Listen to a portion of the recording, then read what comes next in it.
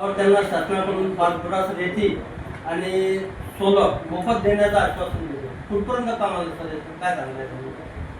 5 brass रेती जो आहे तो शासन निर्णय आलेला आहे शासनाचा. त्यामध्ये लाभार्थ्यांनी ग्रामपंचायतकडे अर्ज करून तो ग्रामपंचायतने पंचायत समितीकडे द्यायचा आहे. पंचायत समिती त्या लाभार्थ्याचं भरपूर व्हेरीफाय करून त्यानंतर त्याला ते रॉयल्टी फ्री पासेससाठी तहसील कार्यालयाकडे महाखनिज ॲपवरती त्याची नोंदणी होते.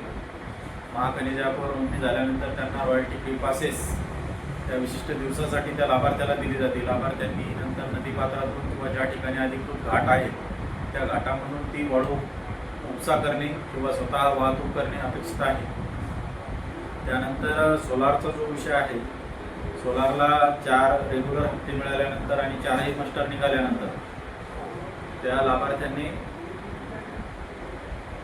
5व्या हप्त्यासाठी सोलार बसवायचा आहे. त्यासाठी त्याला स्वतःच्या नावावरती मीटर असणे आवश्यक आहे. ते मीटर चालू स्थितीत असणे आवश्यक आहे. घरातील इतर व्यक्तीच्या नावावर जर ते मीटर असेल आणि त्याला जर ते मीटरचं नाव चेंज करून घ्यायचं असेल तर तशी सुविधाही आपल्या MSEBच्या पोर्टलवरती उपलब्ध आहे.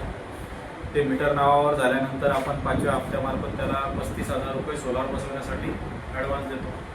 त्यानंतर 15,000 रुपये आपण त्याला घरकुल विभागामार्फतच देणार आहोत. आणि केंद्र सरकारची 30,000ची सबसिडी अशी जवळपास 1 किलोवॅटचं सोलार बसवलं तर त्याला 30,000पर्यंतची रक्कम या माध्यमातून मिळते.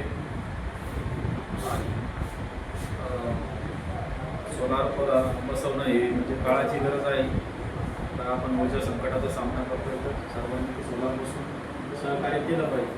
बऱ्याच लोकांचं असं प्लॅन आहे सर की 1 किलो वॅटमध्ये पूर्ण कुटुंबाचं भागत नाही. जर 3 किलो वॅटचं जर घेतलं तर ही जे रक्कम आहे ही त्याच्यात प्लस होईल. 3 किलोवॅटचा सोलार हा लाभार्थी बसवू शकतो. त्याच्या इच्छेवरती ते अवलंबून आहे. परंतु जो अतिरिक्त खर्च होणार आहे, आमच्या मार्फत जे घरकुल विभागामार्फत जे मिळणारे 50,000 आहे आणि केंद्र सरकारमार्फत मिळणारी जी सबसिडी आहे एवढीच सबसिडी त्या लाभार्थ्याला मिळेल. वरचा जो अतिरिक्त खर्च होणार आहे तो त्या लाभार्थ्यांनी स्वतः करणं अपेक्षित आहे.